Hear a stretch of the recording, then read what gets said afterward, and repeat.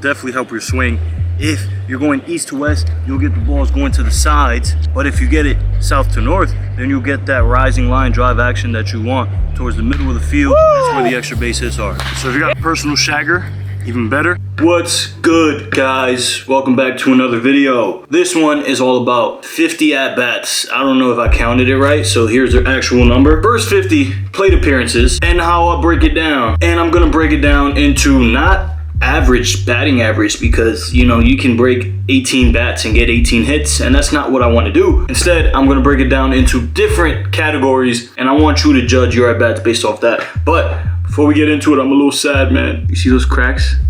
Yeah, I dropped my camera. The filter broke.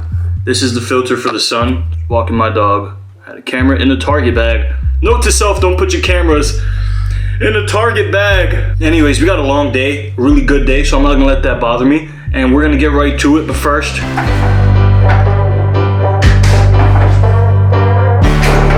you know what they say, third time's a charm. Break. Let's get started with the video, man. Yo, so way back when I was balling out in high school and college, I would say things like, hey, you know, I went 4 for 4, so I had a really good game. Or I'd go 1 for 4 and I had a bad game. And it was always result oriented. What I do now is I look at it more like process oriented. So what I do is look at things like barrel percentage, quality at bats, and how well I perform with 2 strikes. So I no longer look at hits as a measurement of my success, and neither should you, because hits, you can go 4 for 4 and break 2 bats, and that's not a good game because you got to buy a new bat. Speaking of breaking bats, I'm gonna let you know my back feels broken. It's not broken, but it feels broken, so recovery is definitely important. So right here, it's mainly this area. I feel like a trigger point when I press on it. Yeah, better. Okay. But my forearms are really tight. Okay. And it goes up to this arm. When I throw, I get bicep pain. When I really have to let one go, tricep pain. My back is all jacked up, bro. Okay. I'm like traps to low back.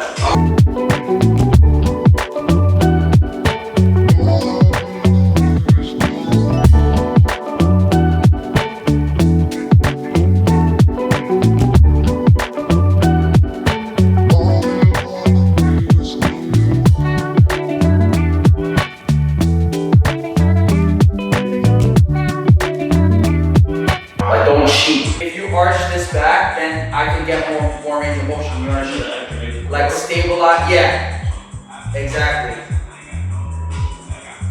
Yup, act up. Now you're really getting more in like quad. Also, another great stretch to do is on the wall.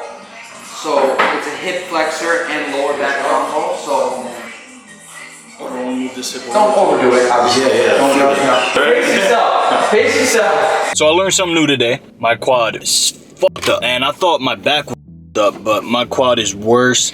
But we gonna fix that. I highly recommend Recovery Mode NYC. Here's his Instagram right here. Hit him up if you're in the NYC area, man, because I came in with my back really tight and I feel like really right. But he also found out that my quad was causing a lot of the back or lower back and hip pain that I have. And I felt hip pain. I was like, oh shit, I'm getting old. But it's not that I'm getting old, it's gotta be more aware so we can keep winning. And you know who else is winning? The Mets. And we're about to go watch that. What's a baseball channel without some baseball? Let's go.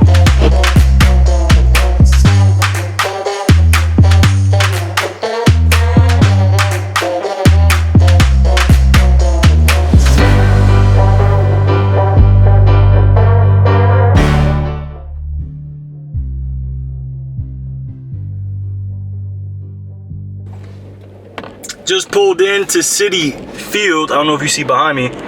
By the way, these shades, blenders I wear, you get a discount if you use code Timeisnow. So make sure you go check that out first link in the bio. But yo, I'm gonna be honest, before we get to this Met stuff, I've had the best start of my life in baseball. 3 home runs, 2 hard hit balls to the wall. I've had the best start in my life, and I credit that to 2 things. Deliberate practice. That means we gotta show up and make sure that every rep counts. That's as simple as it gets. Nothing mindless, everything mindful. And in the moment, that's every pitch, for both sides of the ball, offense and defense. And here's a breathing technique that I love to use. I'm gonna keep it short and sweet. It's basically gonna relax your face and all the muscles in it, which then allows you to see the ball better because all the muscles in your face are loose. So whenever I feel anxiety or anything in the outside world aside from baseball, I use this technique. Here's how it goes. You breathe in like you normally would. Take a deep breath in.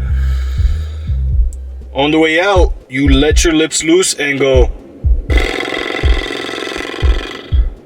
And I do that for every pitch. Like if you see any of my games at bats, I do that every single pitch. A lot on defense. I should do it more, but I do it a lot, and I really rely on that to help me relax. Anyways, on to the game.